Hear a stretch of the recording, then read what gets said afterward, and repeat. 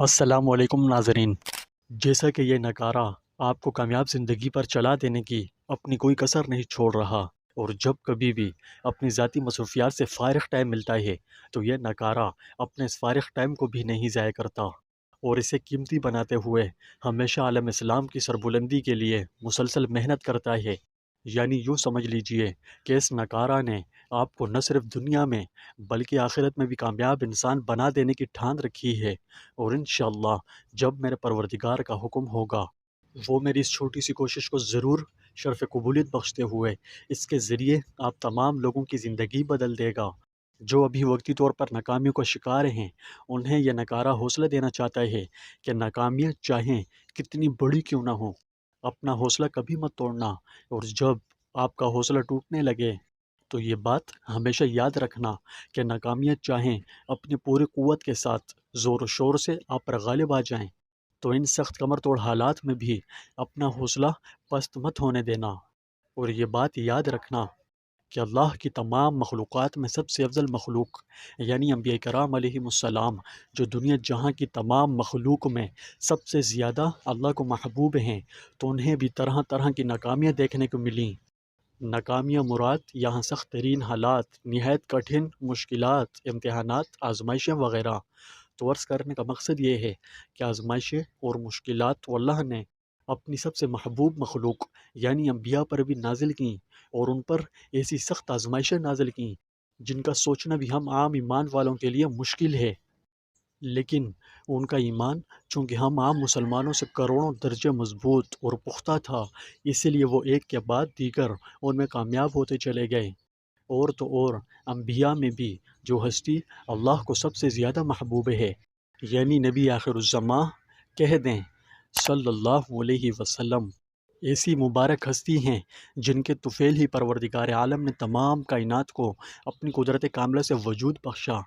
تو اللہ نے اپنے سب سے محبوب نبی کو بھی آزمائشوں، پریشانیوں، غموں، دکھوں اور مشکلات کے سخت امتحانات میں سے گزارا۔ تو وجہ کائنات، سرور کونین، فخر الرسل حضرت محمد مصطفیٰ احمد مصطفیٰ صلی اللہ علیہ وسلم احسن طریقے سے ان میں پوری طرح کامیاب ہوئے۔ وہ آزمائشیں اتنی سخت تھیں کہ ہمارے لیے ان کا سوچنا بھی ممکن نہیں۔ تو اس لمبی چوڑی تمہید کا اصل مقصد یہ ہے کہ ہمیں پتہ چلے کہ صرف ہم یہ آزمائشوں میں مبتلا نہیں ہیں، بلکہ دنیا کی سب سے افضل ہستیاں اور ان تمام ہستیوں میں سب سے زیادہ محبوب افضل ہستی پر بھی آزمائشوں کے سخت ادوار گزرے ہیں۔ ان کے مقابلے ہماری آزمائشیں اور مشکلات ایک رائی کے دانے برابر بھی نہیں ہے،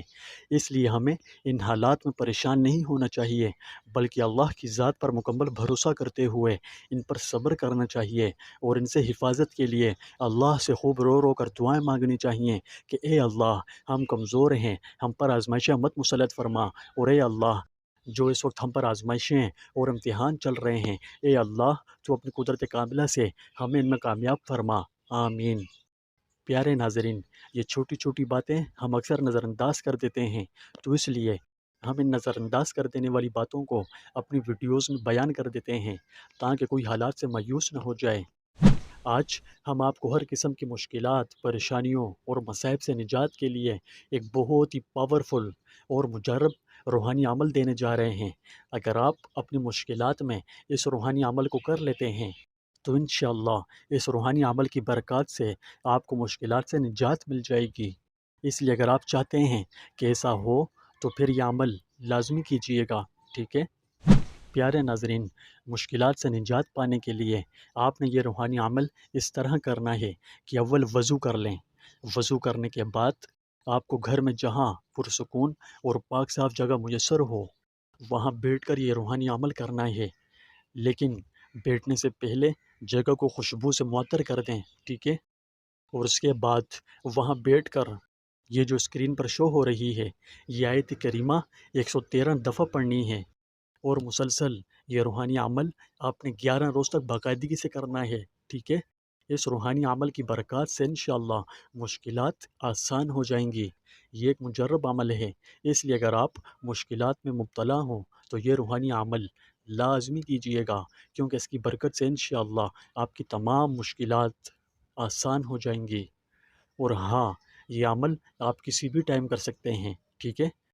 ہم بھی آپ کے لیے دعا کرتے ہیں کہ اے اللہ، جو مسلمان بھائی بہنیں کسی بھی قسم کی پریشانیوں، مصیبتوں یا مشکلات میں پھنسے ہوئے ہیں، تو اے اللہ تو اپنے فضل و کرم سے ان تمام مسلمانوں کی پریشانیاں دور فرما، اور اپنی قدرت کاملہ سے ان کی تمام مشکلات آسان فرما دے۔ آمین۔